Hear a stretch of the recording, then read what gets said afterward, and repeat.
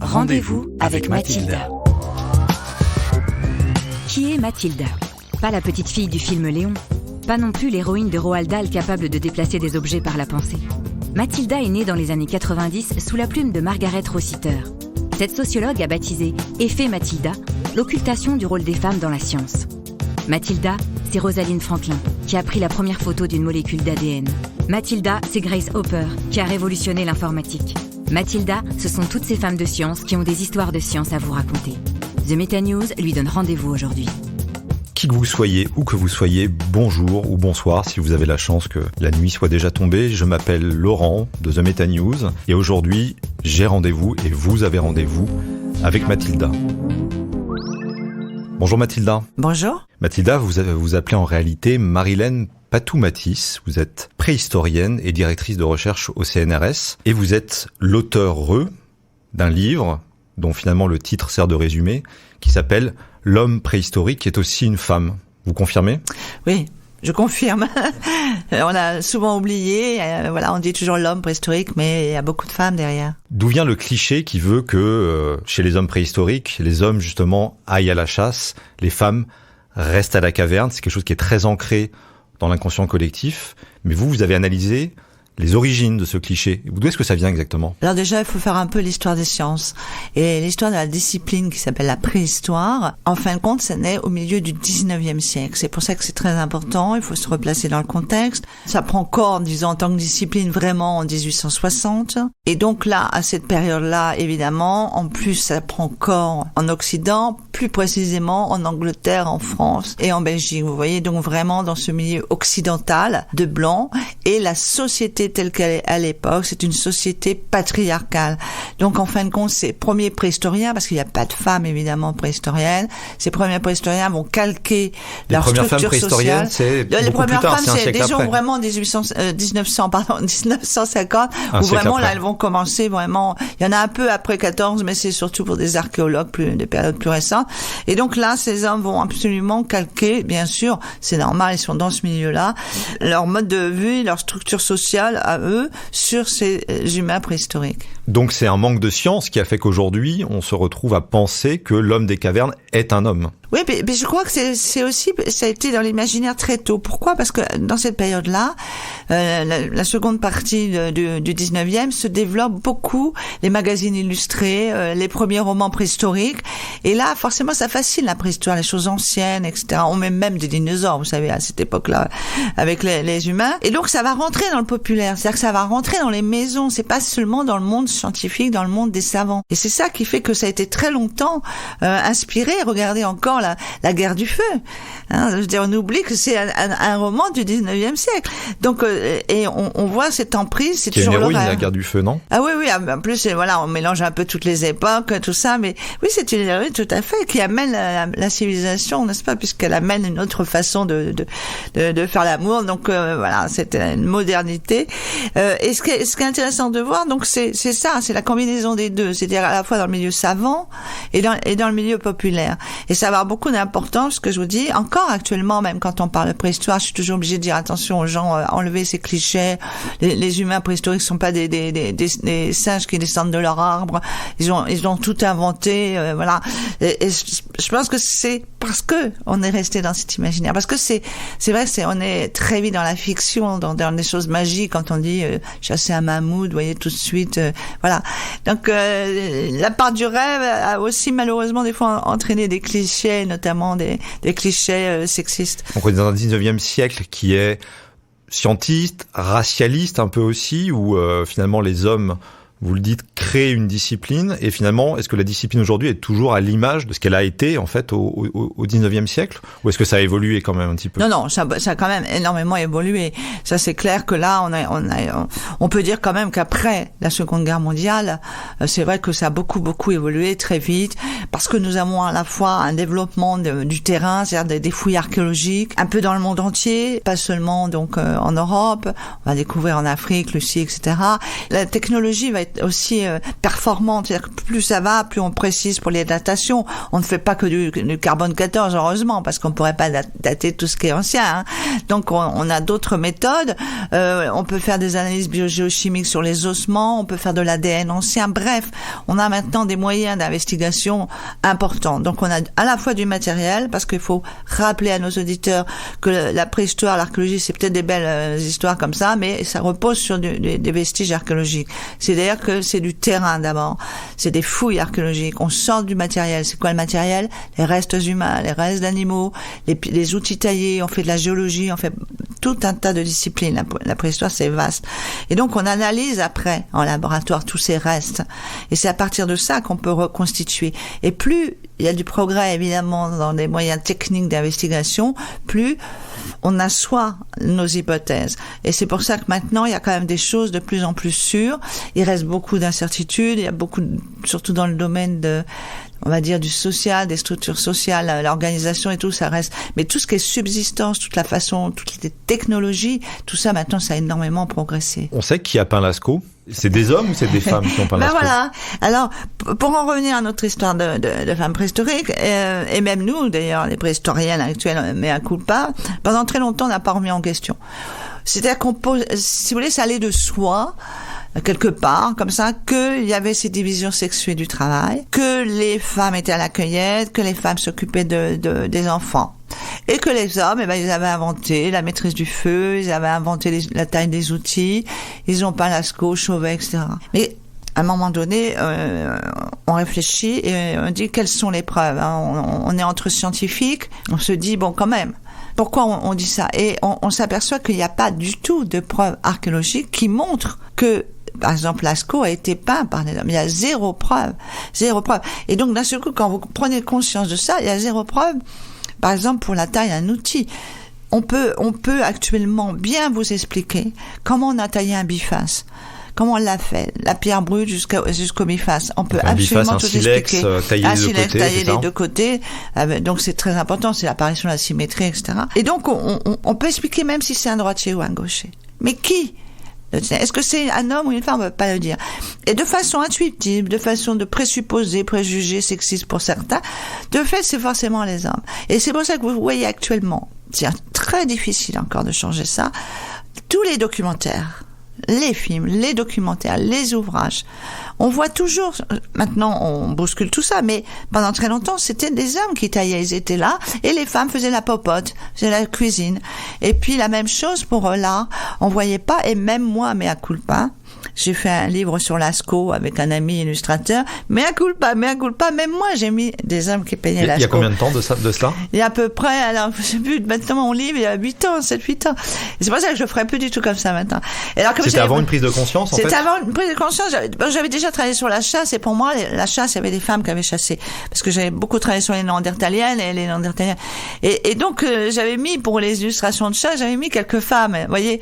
Et en fin de compte, en réfléchissant, on s'aperçoit que il n'y a pas de preuves. Et ce que j'ai essayé de montrer dans mon livre, c'est justement de déconstruire cette idée préconçue. Il n'y a pas de raison. Là, actuellement, il y a des collègues préhistoriennes, elles taillent remarquablement les outils. Voilà, ce sont des grands tailleurs. Elles font l'exercice elles-mêmes. Bien sûr, parce qu'on fait beaucoup en préhistoire, bien sûr. Exactement, parce que chez nous aussi, on fait beaucoup d'expérimentation. On reproduit beaucoup. On est aussi dans une question pratique pour bien maîtriser les gestes, pour les retrouver, les gestes des hommes préhistoriques, enfin des humains préhistoriques, de retrouver leurs gestes. Donc on fait beaucoup d'expérimentation. Et on voit là, il y a beaucoup de femmes qui le font, parce que en fin de compte, on voit pas pourquoi elles pourraient pas le faire. La preuve, donc elles le font. La même chose pour l'art. Je veux dire, maintenant, qui penserait que les femmes peuvent pas faire de l'art? Enfin, je veux dire, là, je pense quand même qu'on a un peu changé ça. Mais pendant très longtemps, vous voyez, jusqu'à il y a très peu de temps, en fin de compte, dans l'inconscient, c'est inconscient. Voilà, c'était comme ça. Et là, c'est très embêtant parce que, si vous voulez, c'est tellement ancré qu'il y a de la résistance, quoi. C'est-à-dire que je vais juste pour nos auditeurs donner un exemple, vous allez comprendre. Pendant très longtemps, on a dit les femmes étaient à l'entrée des grottes. Alors déjà, petite précision pour au sujet des humains préhistoriques, ils ne vivent pas. Ah, vous dites humains préhistoriques. C'est ce qu'on devrait dire en réalité. Voilà, ce qu'on devrait dire. Comme les droits humains et pas les droits de l'homme.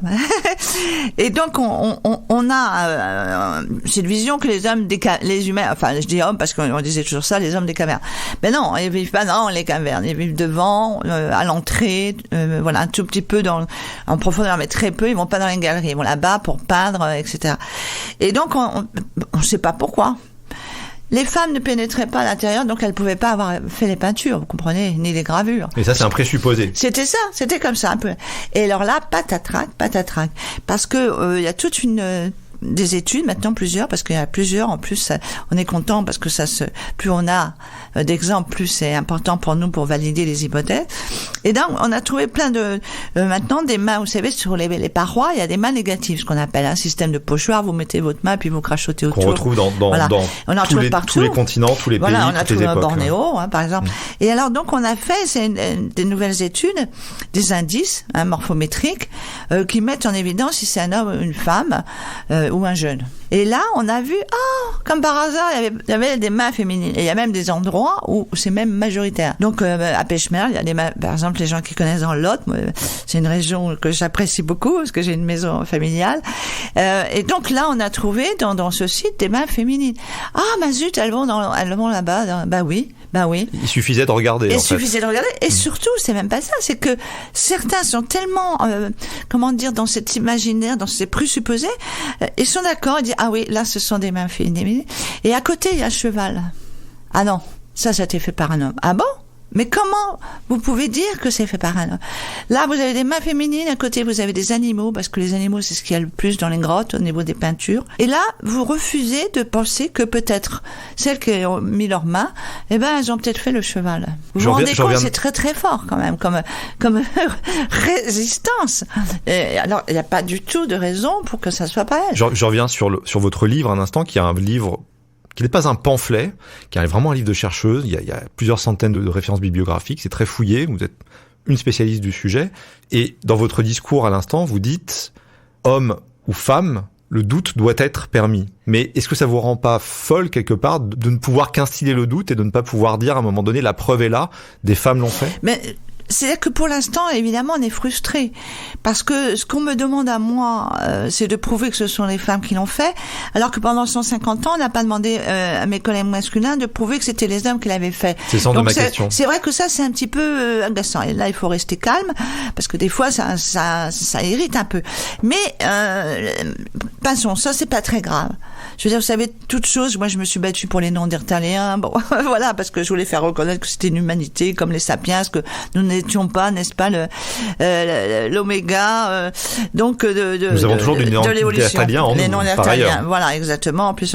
Donc, il y a toujours de la résistance. Moi, ce que je souhaite, si vous voulez, c'est, justement, faire prendre conscience, par tout ce que je raconte, de cette construction. Que c'est une construction, que beaucoup de choses qui ont été dites ne reposent pas, en ce qui concerne le genre, ne reposent sur rien, pas de fait scientifique ni rien. Et déjà, si on commence à prendre conscience de ça, ça va changer. Ça va changer parce que on ne trouve que ce qu'on cherche. Si vous pensez que de toute façon ça n'existe pas, vous n'allez pas chercher, vous n'allez pas améliorer. Et regardez comme les choses bougent, parce que là on a parlé de ces mains négatives. L'ADN aussi nous a fait avancer. L'ADN maintenant, vous savez, avant, beaucoup des squelettes qu'on retrouve malheureusement sont pas toujours dans un état parfait, surtout si on a des squelettes de 300 000 ans, vous imaginez. Bon, donc des fois il y a les parties importantes comme le bassin qui permet de distinguer hommes et femmes qui est mal conservé voire pas conservé. Et là on regardait dans une sépulture par exemple, on regardait ce qu'il y avait à côté, c'est-à-dire ce qu'on appelle le mobilier funéraire. Et là on faisait une association incroyable de dire voilà, s'il y a beaucoup d'objets c'est plutôt masculin, s'il y a des armes de chasse c'est masculin, etc. Sans savoir. Et là, on a des surprises, parce que forcément, on fait de l'ADN, et l'ADN ne ment pas. L'ADN nucléaire, je parle, évidemment, il faut avoir les deux côtés. Et donc, l'ADN nucléaire, bon, voilà, vous voyez si c'est un homme ou une femme. Et là, évidemment, on a des surprises, parce que ce qu'on pensait être masculin, parce qu'il y avait ces armes, tout ça, on se rend compte que ce sont des femmes. Ah, vous venez de raconter l'histoire de ce guerrier viking. Voilà, et notamment, plus récent, c'est pas de la préhistoire. Ça, c'est pas de la préhistoire, c'est de l'histoire. Mais c'est intéressant, parce qu'on a la même chose en préhistoire avec les Scythes. Ah oui, voilà, passionnant, les sites en Ukraine, en ce moment, on en trouve beaucoup, et beaucoup de ces guerriers sont des guerrières. Bon, voilà, parce que maintenant c'est clair, c'est accepté, donc il y a une proportion importante. C'est drôle parce que on n'a pas le temps, mais c'est les Amazones. Hein. Mais non, mais on va prendre le temps. Voilà, les guerrières sites, voilà, les guerriers sites sont des guerrières, et c'est peut-être les Amazones. Il y a beaucoup d'hommes, évidemment, des guerriers, mais il y a aussi des femmes, en proportion, qui commencent à devenir importantes. Donc, ce qui est intéressant, vous voyez, c'est ça. Et ce guerrier viking, pour moi, c'est un cas d'école. C'est-à-dire que là, c'est 1886, on travaille sur ce site, à Birka, en Suède, c'est une petite île, et on trouve ce fameux site incroyable de Birka, où il y a, dans la sépulture, un squelette, et puis il y a 2 chevaux sacrifiés, ce qui se faisait beaucoup à l'époque, au moment du défunt. Il y a des armes, beaucoup d'armes. Il y a aussi un jeu de stratégie. Donc avec des pions, enfin des stratégies. Donc c'est derrière. un homme. Et donc c'est un homme. Alors là, d'un seul coup, bien sûr, à l'époque, on dit voilà, et on l'a même pris comme archétype du chef guerrier viking. 2010, on recommence les fouilles, on refait des choses parce qu'il y avait des choses qui paraissaient un peu bizarres, etc. Et on fait l'ADN et patatrac, c'est une femme. Donc vous voyez, je veux dire, il y a quand même des choses qui vont permettre d'avancer. Mais pour revenir à votre question initiale, c'est vrai que c'est un peu frustrant, mais je me dis déjà, si on arrive à faire un peu ce qui s'est passé pour les non-versaliens, à ouvrir le champ des possibles, à dire, attendez, peut-être c'est des hommes, mais peut-être ce sont des femmes. Peut-être que dans cette société, je veux dire n'importe quoi, gravétienne, enfin chez nous du paléolithique supérieur, et tout là, c'est peut-être les femmes, et là, plus tard au magdalénien, c'est peut-être des hommes. Enfin, tout ça est plus complexe, il y a plein de sociétés, et si on commence à ouvrir cette possibilité, à dire, Lascaux, écoutez, il y a des artistes, on va dire que là, en ce moment, on dit peut-être que la grande salle et tout, il y a 3 artistes, pourquoi pas imaginer dans ces artistes des hommes et des femmes. Donc, si on commence à se poser la question, je pense que petit à petit aussi, avec les moyens qui vont progresser, faut pas croire qu'on est arrivé au bout du bout, hein, il y a toujours, on n'est qu'un maillon. Je pense qu'on arrivera peut-être à avoir des preuves qui vous diront oui, là, ce sont des hommes, oui, là, ce sont des femmes, et voilà. Donc, je pense qu'il faut ouvrir le champ des possibles, voilà. De pas s'enfermer. Le paradoxe de tout ce que vous dites, c'est qu'on a l'impression que, alors Néandertal n'est pas la bonne personne à laquelle je voulais faire allusion, mais on a l'impression que Néandertal était moins macho que nous le sommes aujourd'hui, après 150 ans. Vous parlez du 19e siècle, racialiste, voire raciste, entre autres. Or, dans les sociétés que vous décrivez, même si on n'a pas tous les éléments, on l'entend, se dessine un rôle de la femme qui est beaucoup plus égal que celui qu'on a en tête. Bien sûr, parce que si vous voulez, au XXe siècle, évidemment, les arguments pour appuyer l'existence d'une société, qu'on va dire schématiquement patriarcale, avec une division sexuée dont on a parlé, elle va pas s'appuyer, quand même, on a changé sur forcément ce regard du patriarcat occidental, mais elle va s'appuyer sur les peuples chasseurs-cueilleurs. Elle va se servir de l'ethnologie. Et là, pour moi, c'est un biais méthodologique également. C'est un biais méthodologique, pourquoi? Parce que c'est comme si vous pensiez que ces humains, ces hommes, ces peuples chasseurs-cueilleurs, que je connais, j'ai eu la chance de vivre avec un de ces peuples qui s'appelle les Bushmen du Kalahari, les San du Kalahari, pendant 3 mois. C'est comme si vous disiez, ce sont des humains préhistoriques. Pas du tout, parce qu'en fin de compte, ils ont eux aussi ont évolué. 10 000 ans d'histoire. Voilà, même s'ils ont gardé au niveau de la technologie, leur savoir-faire pratique et tout, des choses qui sont anciennes, ils ont évolué dans la façon de peindre, les peintures sont pas les mêmes, les contes, les légendes, tout ça a changé, tout ça se modifie au cours du temps, donc leur structure sociale probablement aussi. Donc pour moi c'est pas valide de voir appliquer ce que l'on voit actuellement sur ces humains préhistoriques, et d'autant plus que vous le savez très bien, il y a un biais énorme. Récemment, Viveros de Castro ou plus anciennement Pierre et Hélène Clastres ou Descola ont bien montré que aussi notre regard sur ces peuples-là entraînait des problèmes d'interprétation. Voilà, nous on fait des grandes différences, nature-culture, ils le font pas. Donc déjà dans les interprétations, il y avait des choses fausses. Et ça c'est très important.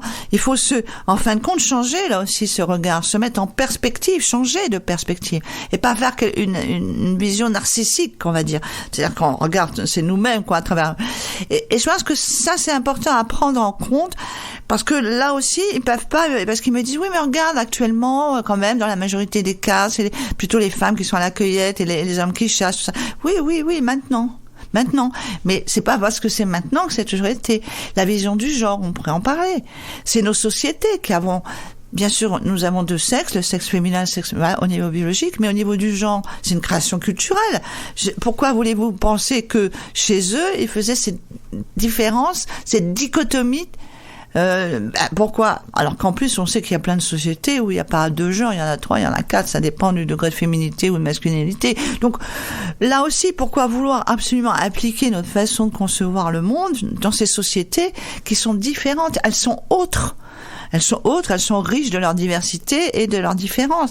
Et donc, je crois que pour moi, c'est là où on doit faire un effort, c'est dur, parce que on est notre temps. Comment s'extraire pour analyser bien en enlevant tout ça, c'est très très difficile. Il faut dégenrer notre regard, je pense. Et ça, vous voyez, c'est pour ça que je dis à ces collègues qui me disent ça, j'ai dit non, moi je peux pas le prendre comme voilà. Ça me prouve pas, pour moi, c'est pas un argument. C'est intéressant. On peut voir au niveau technologie comment ils font ceci, cela dans leur subsistance, dans tout ça, mais sinon attention, tout ce qui relève de la symbolique ou qui relève de la structure sociale, la vision des groupes, la fonction des groupes, etc. entre eux. Là, je pense que c'est très très délicat. Donc voilà, je pense que c'est des choses qu'il faut un peu là, il faut beaucoup se remettre en question. Le risque, c'est de faire du paléolithiquement correct, pour reprendre une expression. Mais oui, parce que c'est-à-dire que vous souvent. voyez, quand je suis un peu triste parfois, parce que il y a des arguments, c'est pas des arguments quoi scientifiques, c'est on vous jette ça à la figure en disant oui, mais là ce que tu es en train de dire, c'est du paléolithiquement correct. Donc je trouve que ça, c'est ridicule. C'est ridicule parce que je vois pas en quoi le fait de dire peut-être que les femmes, justement, contrairement à ce que vous pensez, n'étaient pas inférieures, n'étaient pas dans un système patriarcal. Surtout qu'il y a quand même beaucoup d'éléments petit à petit qui le montrent. Pour le statut des femmes, supposons parce que j'ai travaillé sur tous ces points. Inférieures. Mais montre-moi dans ce qu'on a qu'elles sont inférieures. Je prends un exemple très simple pour nos auditeurs. Les sépultures. À cette époque du paléolithique, c'est-à-dire quand on est peuple chasseur-cueilleur nomade, dans cette période, c'est-à-dire qu'on est dans le système de prédation au niveau économique et pas de production, dans cette période-là, il n'y a pas de différence. Il n'y a pas de sépulture riche, de sépulture pauvre, et il n'y en a pas. On enterre les femmes, les enfants, les hommes, avec un peu de matériaux pauvres, même des fois les non-dertériens, même les fœtus, vous imaginez. Et donc là, on voit pas ça, ce qu'on verra plus tard. Avec le changement de production d'économie qui va devenir la production, on verra, le système va se mettre en branle là. Là, on va petit à petit passer dans un autre monde. Mais là, ces périodes-là, il y a absolument pas ça. Il y a pas de différence. On fait la biogéochimie pour savoir l'alimentation. Donc, on prend sur le collagène, on fait des analyses sur les os. Et donc, on voit pas là aussi de différence d'alimentation entre les hommes et les femmes. C'était mieux avant. Et donc voilà. Et puis même, non, mais c'est une vraie question. Est-ce que c'était mieux avant? Peut-être, mais ça a été aussi dans certaines sociétés historiques qu'on gardait ça. Un autre exemple que je pense que les auditeurs connaissent, ce sont dans la peinture, dans les peintures pariétales de cette époque-là. On parlait de Lascaux, de Chauvet et tout ça, mais il y a aussi toutes les petites statuettes, notamment les petites statuettes de femmes, que ces préhistoriens, évidemment, du 19e siècle ont appelé Vénus. Ben voyons. Donc, dont on a des centaines et des centaines d'exemplaires aujourd'hui, des petites figurines, de différentes. On a tous en tête. Et là, dans l'art pariétal, dans l'art paléolithique, en fin de compte, on a essentiellement des animaux. C'est vraiment leur cosmogonie, c'est l'animal. On réfléchit, totémisme, animisme, enfin bref. Le bison, ça c'est voilà, le bison, le mammouth, etc. Tout ça c'est voilà. Mais on a quand même des humains et 90%, 80 pour l'art pariétal et 90 pour le mobilier, c'est-à-dire les petites statuettes, ce sont des figurines, c'est féminin. On est dans du féminin, des figurines, des silhouettes, des vulves, etc. On est vraiment dans du féminin. Donc pourquoi voulez-vous, alors que la symbolique tout tourne autour du féminin, comme on dit aujourd'hui, de la femme, simplement. En quoi ça montrerait un statut inférieur? Les Vénus, alors comme ça a été étudié pendant très longtemps, maintenant on a de grandes spécialistes préhistoriennes qui s'occupent de l'art, mais avant c'était essentiellement des hommes, donc on a eu tout un tas de choses, la fécondité, tout ça, mais toujours fait par les hommes, pour les hommes.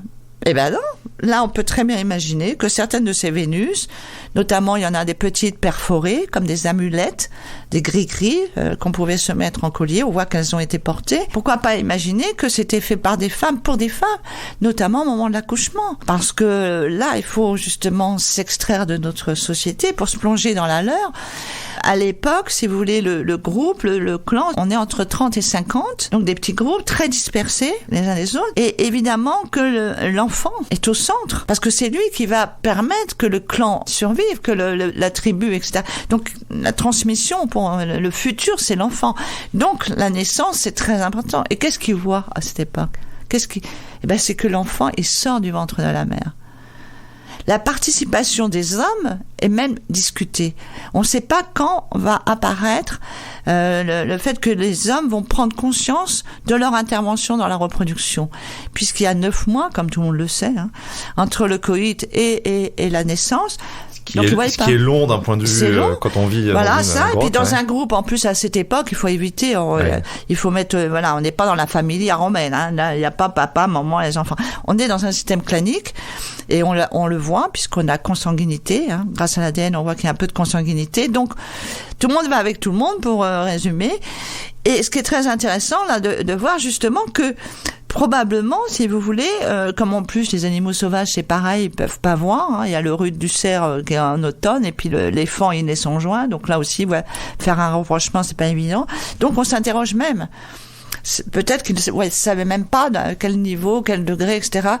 Voilà, la paternité encore moins, mais même sur l'intervention des hommes. Donc peut-être que justement c'est un milieu de femmes, c'est très très important cet enfant, que ça donne peut-être un statut même peut-être un peu plus important que le statut des hommes. Donc, vous voyez, il y a quand même plusieurs indices qui disent que l'infériorité des femmes peut-être à revoir. Et l'hypothèse est plausible en tout cas. Ah, complètement, l'hypothèse est plausible. Ce que vous décrivez en fait sur un arc temporel qui est de plusieurs dizaines de milliers d'années finalement dans votre livre, qui se finit à l'époque contemporaine. On l'a pas beaucoup évoqué jusqu'à présent, mais vous donnez aussi une vision historique de la place de la femme et de son, alors le mot est difficile à prononcer, invisibilisation progressive. Il y a eu des crans là-dedans, et vous citiez tout à l'heure la civilisation gréco-romaine. On a l'impression que c'est les plus grands machos de l'histoire de l'humanité. Oui, c'est pas formidable pour nous, les femmes.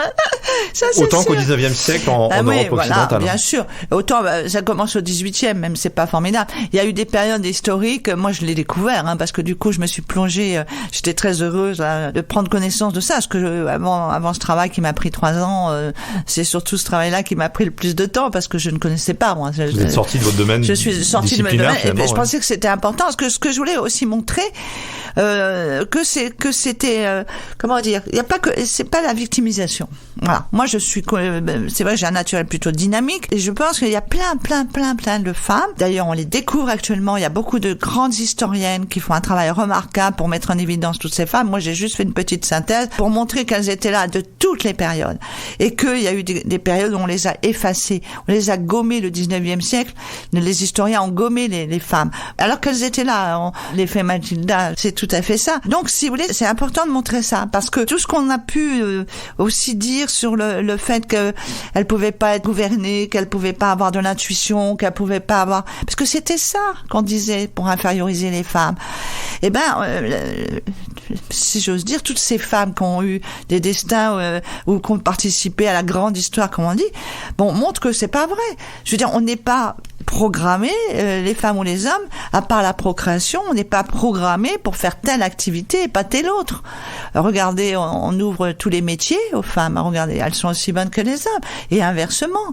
Donc, ce que je pense, c'est que ça, il faut casser cette vision, si vous voulez, de quelque chose d'originel, d'intrinsèque, le fait qu'on aurait forcément des capacités.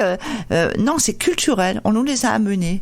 Je veux dire, si je vous cantonne dans votre maison, vous n'allez pas être un sportif, Ah, donc vous allez avoir plutôt un peu de graisse et pas beaucoup de muscles, pas beaucoup de force. Donc le dimorphisme sexuel là va se marquer. La même chose si je réduis votre régime en protéines, là c'est pareil. Donc vous voyez, c'est culturel tout ça. Je veux dire, on parlera de mon régime après.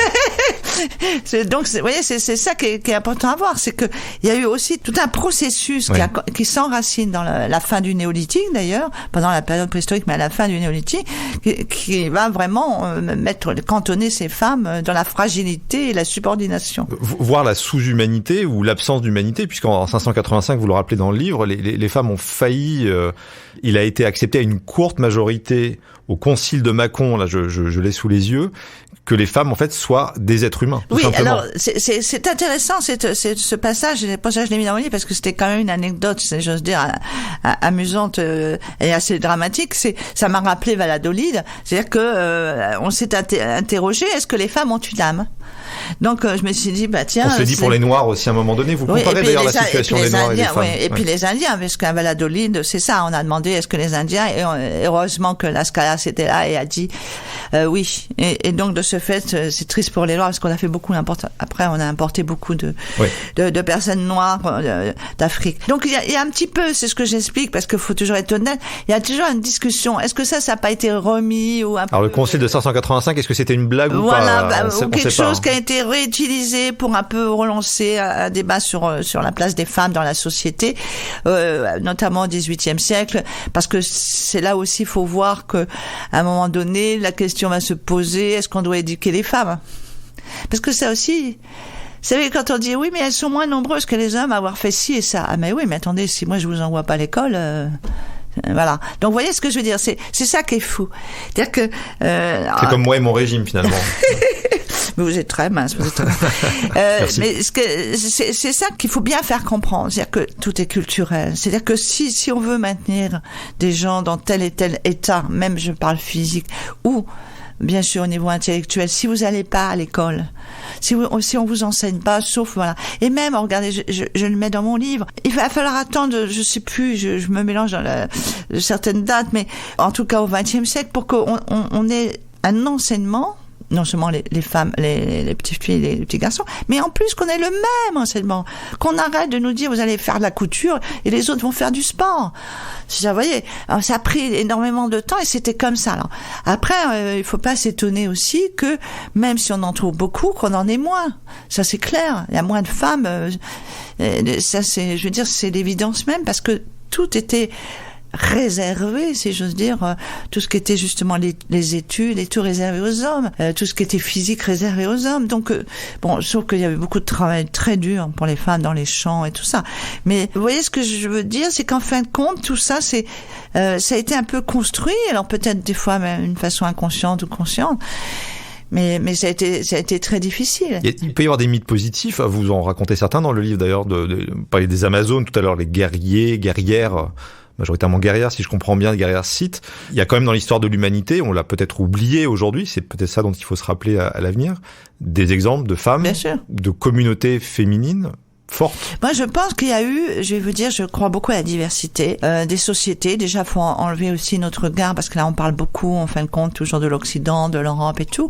On oublie toute une partie de l'Asie, etc., où les choses étaient différentes, de l'Afrique, où c'était très différent. L'Afrique a été longtemps matrilinéaire. Donc, je pense, si vous voulez, que il faut un peu bouleverser toutes ces visions en disant c'était très complexe, c'était multiple. C'était des situations différentes, des situations où je pense que valait mieux pas être une femme dans ces sociétés-là. Par contre, c'était peut-être plus dans un autre type de société, etc. C'est-à-dire que il faut pas essentialiser, il faut pas généraliser. C'est-à-dire qu'en fin de compte, c'est quand même là aussi quelque chose qu'on a tendance à faire. On le dit d'ailleurs, l'homme préhistorique, c'est-à-dire comme s'il y avait qu'une préhistoire. Non, il y a tellement de sociétés préhistoriques. Ben là, c'est pareil, on a toujours tendance à avoir un regard un peu, voilà, dans seul là, tout est pareil. Non, c'est très diversifié. Et comme nos sociétés actuelles, vous avez encore quelques rares chasseurs-cueilleurs, et puis vous avez le numérique. Enfin, je veux dire, donc tout ça est très complexe, et je crois que c'est ça qui est important. Je pense qu'on va en progressant, peut-être dans 20 ans, 30 ans, 40, je sais pas, on aura plus de renseignements, on verra que dans tel type de société, c'était peut-être beaucoup plus matrilinéaire et presque matriarcal que dans d'autres. Par contre, dans d'autres, on était déjà un système moins équilibré. Enfin, donc je crois qu'on est plutôt dans cette grande diversité. Vous auriez souhaité vivre à quelle époque, si vous aviez eu le choix? Parmi toutes les époques que vous évoquez dans le livre. Chez les Celtes. Pourquoi? Je trouve que la femme chez les Celtes, donc les Gaulois, si vous préférez, chez nous, parce que c'est quand même quelque chose où elles avaient un certain pouvoir, qu'elles n'étaient pas trop méprisées, etc. Comme je voudrais, voilà, vous avez parlé les Grecs et les Romains, non, je veux pas. Oui, on comprend que les Grecs et les Romains, c'est pas votre truc. Ouais. Non, c'est pas mon truc. Et puis les Celtes, vous savez, c'est un peu comme on avait écrit un livre qui s'appelait Pour en finir avec le Moyen-Âge. Et ben, je pense que c'est pareil. Il faut en finir aussi avec la vision des Gaulois Hein. Le roman national des Gaulois, quelque part. Oui, qui est quand même où on les prend un peu pour c'est gentil, mais c'est quand même un peu des Brutus, quoi. Ouais. Et si j'ose dire, pour des Gaulois. Et mais c'est alors que je pense c'est des grandes civilisations. D'abord, ils sont plusieurs là aussi. Hein. Il y a plusieurs tribus celtes. Et je pense que c'est très riche et tout. Et il y a beaucoup plus. Évidemment, on est handicapé parce qu'il y a très peu d'écriture. Il y en a un tout petit peu d'après ce que j'ai pu voir récemment, mais il y en a très peu. Donc déjà, si vous êtes un peuple sans écriture, vous voyez. Tous ces antiques-là, antiquisants vont dire ouais, c'est quand même... Alors que c'est la tradition orale est magnifique aussi, il y a beaucoup de choses. Voilà, moi je pense que c'était une période assez intéressante, mais je crois qu'on peut en citer peut-être le XIe siècle. Voilà, c'était là je parle du point de vue des femmes. C'est vrai qu'il y a des siècles noirs, hein, mais je crois qu'il y a voilà, c'est dans cette diversité. Et là en plus on parle aussi de l'Europe. Hein. Moi je ne sais pas, c'est vrai, moi-même je ne sais pas en Asie comment ça serait dans certaines populations. Mais je vois que vous avez une réponse en tête tout de suite. C'est les Celtes. Mais voilà, oui, j'ai bloqué chez les Celtes. Parce que je pense aussi qu'il faut un petit peu redorer leur blason parce que ils ont été un peu maltraités par les vainqueurs, hein, qui s'appellent les Romains, n'est-ce pas? Peuple d'ingénieurs et de... Mais oui, voilà. Merci Mathilda. Pardon Marilène. Merci à vous. Avec vous, au moins, on sait pas où on va encore, mais on sait d'où on vient, tous, en tant qu'espèce, hommes et femmes. Chercher à les réconcilier aussi quelque part. Et donc à porter la place des femmes à sa juste position. Oui, c'est tout à fait ensemble. C'est juste un dernier mot par rapport justement à ce système patriarcal qui s'est installé au cours de l'histoire, et notamment peut-être déjà à la fin du néolithique, donc en préhistoire. Je crois qu'on peut le changer parce qu'il n'est pas inscrit, c'est pas inscrit dans le marbre, il n'est pas immuable. Mais il faut en construire un autre, mais ensemble. Je pense que c'est ça qui est très très important, parce que je crois que ça pourra se faire plus facilement et plus rapidement si on fait quelque chose ensemble. Merci à toutes et à tous de nous avoir écoutés. C'était Rendez-vous avec Mathilda. Si vous nous avez aimés, si vous voulez en entendre plus, aimez-nous, laissez un petit commentaire sur votre plateforme d'écoute préférée. À très bientôt. C'était un podcast de The Meta News en collaboration avec Chez Jean Productions. Si vous avez aimé ce podcast, n'hésitez pas à vous abonner, à en parler autour de vous et surtout à mettre 5 étoiles sur iTunes ou sur Apple Podcast. À bientôt avec Mathilda.